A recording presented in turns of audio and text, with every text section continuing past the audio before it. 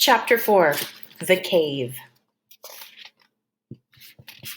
The giant ran on, but now a curious change took place in his way of running.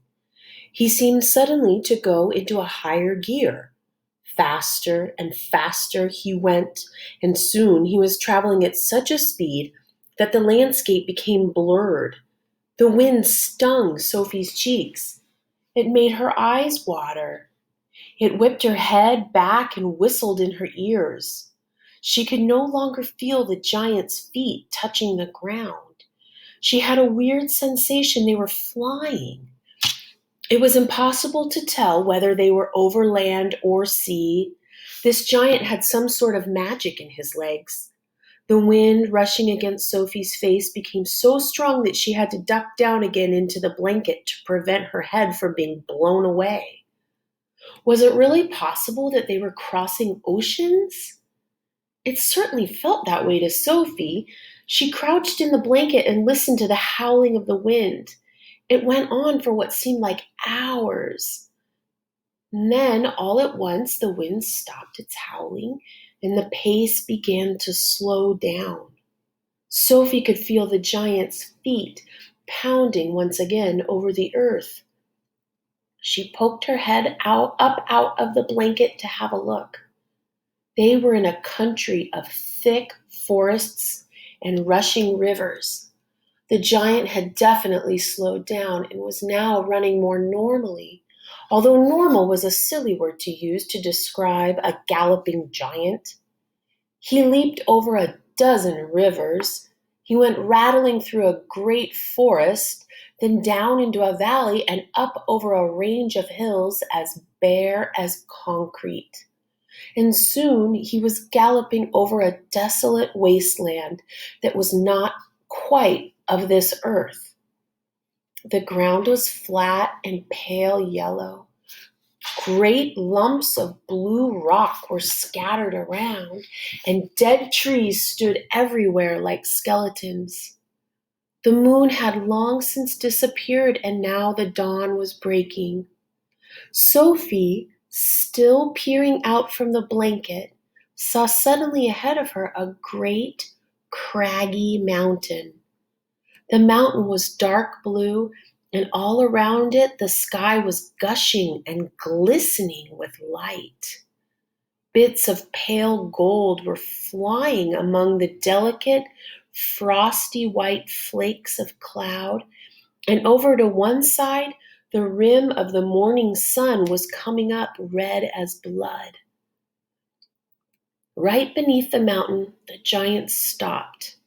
He was puffing mightily. His great chest was heaving in and out. He paused to catch his breath. Directly in front of them, lying against the side of the mountain, Sophie could see a massive round stone. It was as big as a house. The giant reached out and rolled the stone to one side as easily as if it had been a football. And now, where the stone had been, there appeared a vast black hole. The hole was so large, the giant didn't even have to duck his head as he went in.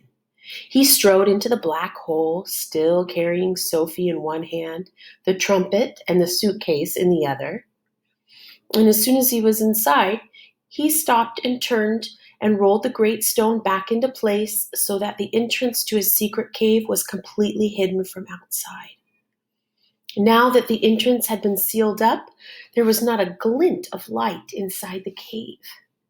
All was black. Sophie felt herself being lowered to the ground, and then the giant let go of the blanket completely. His footsteps moved away. Sophie sat there in the dark, shivering with fear. "He is getting ready to eat me," she told herself. "He will probably eat me raw, just as I am. Or perhaps he will boil me first. Or he will have me fried. He will drop me like a rasher of bacon into some gigantic frying pan sizzling with fat." A blaze of light suddenly lit up the whole place. Sophie blinked and stared. She saw an enormous cavern with a high rocky roof. The walls on either side were lined with shelves, and on the shelves there stood row upon row of glass jars. There were jars everywhere. They were piled up in the corners. They filled every nook and cranny of the cave.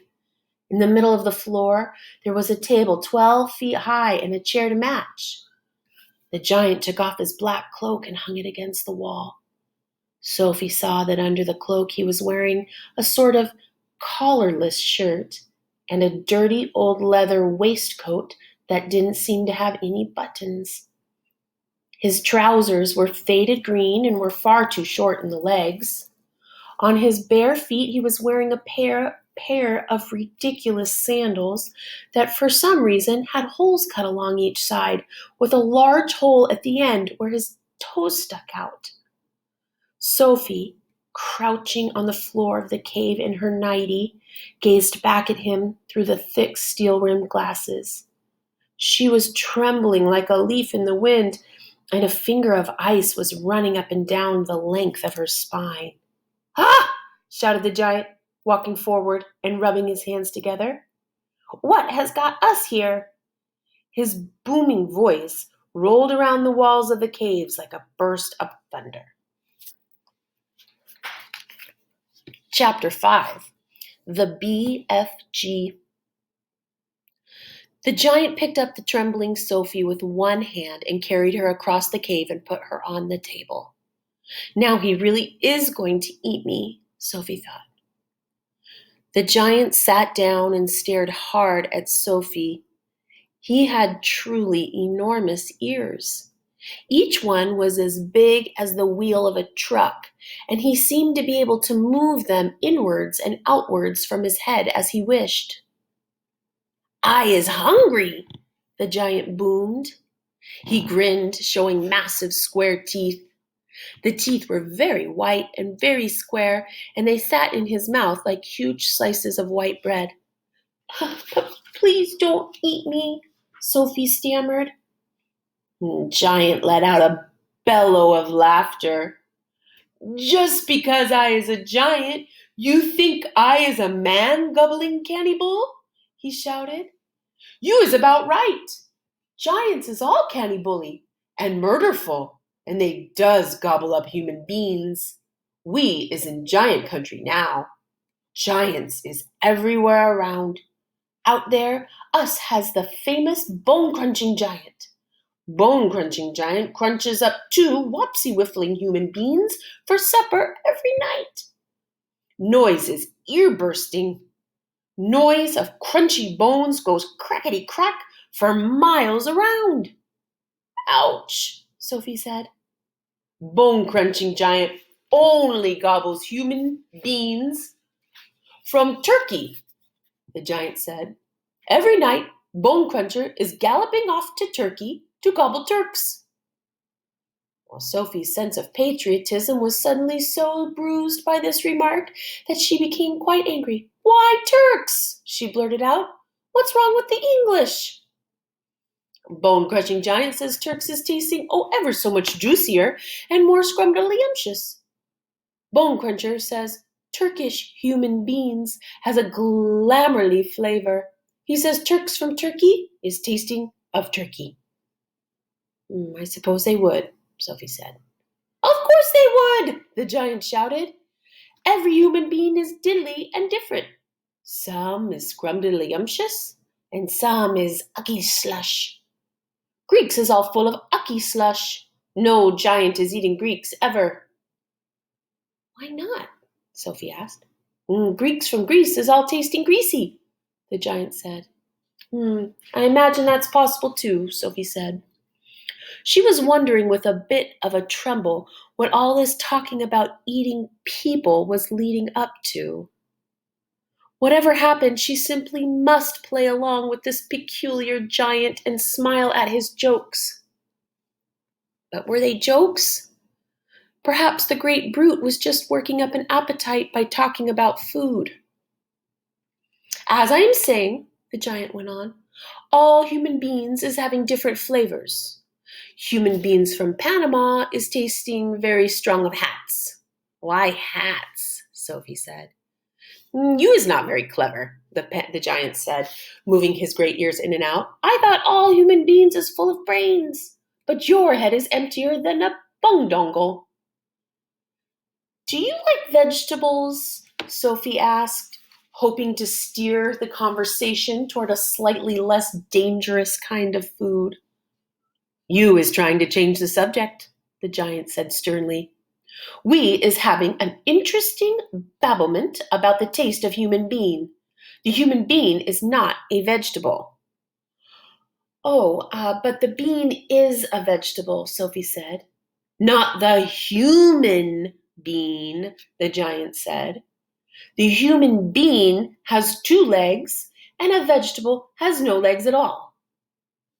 Sophie didn't argue anymore. The last thing she wanted to do was to make the giant cross.